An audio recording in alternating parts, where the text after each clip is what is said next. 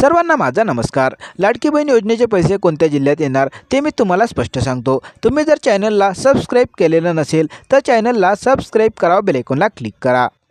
तर लाडकी बहीण योजनेचे पैसे कोणत्या जिल्ह्यात आले ते मी तुम्हाला स्पष्ट सांगतो। तर जिल्ह्यांची नावे पुढच्याप्रमाणे नाशिकमधील नाशिक व धुळे या ठिकाणांची यादी स्पष्ट केलेली आहे। पुण्यातील सातारा व सांगली या ठिकाणाची यादी स्पष्ट झालेली आहे। तर नागपूरमधील चंद्रपूर व गडचिरोली या ठिकाणांची यादी स्पष्ट केलेली आहे। त्यानंतर कोकण विभागातील रत्नागिरी व सिंधुदुर्ग या ठिकाणांची यादी स्पष्ट झालेली आहे। नंतर संभाजीनगर विभागातील हिंगोली व जालना या ठिकाणांची यादी स्पष्ट झालेली आहे। तर अमरावती विभागातील अकोला व वाशिम या ठिकाणांची यादी स्पष्ट झालेली आहे।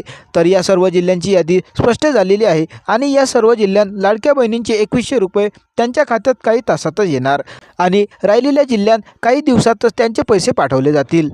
तर अशाच नवीन अपडेटसाठी आमच्या चॅनलला सबस्क्राईब करा। व्हिडिओ कसा वाटला कमेंट करून नक्की सांगा। धन्यवाद।